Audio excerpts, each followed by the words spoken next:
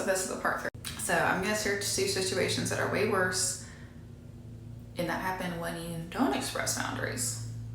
And this is backing Michelle up on this. And I know it's awkward to say, well, I want to be married within a year or whatever, but whatever your boundaries are, but you have to be able to express that.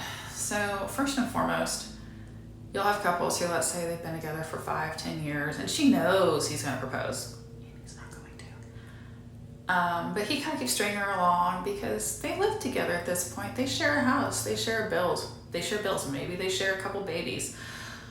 None of which is a good idea. They share a business, they share this, they share that. So she's not gonna leave, but he's not gonna put in any more effort because why would he? Well, one day she gets fed up and she decides to leave. And if you're a couple to where, you're not doing those things and you have boundaries, you can just kind of leave and it's a pretty clean break. But if you have all those things together, like pets or kids or a house, in most states, it's not that clean. You can't just leave. You have to have the courts and other people get involved and divide it up. Here's how I know this.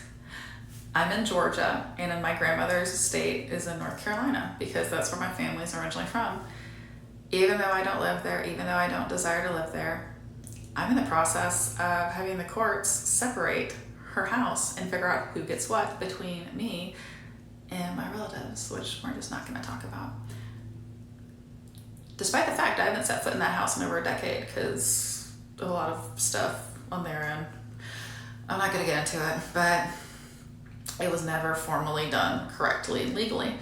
So this court mess has been going on for over a year. And this is something I did not sign up for. But if you're living with somebody without being married to them, this could be your future. My attorney flat out told me, because we talked about it, she said, yeah, this is why I tell people never ever buy a house with someone you're not married to because you don't have protections and it gets tied up in court, and the same with kids, and you have custody issues and all sorts of crap that you do not want to deal with. And this is the better scenario of the two. So let's go talk about the second scenario.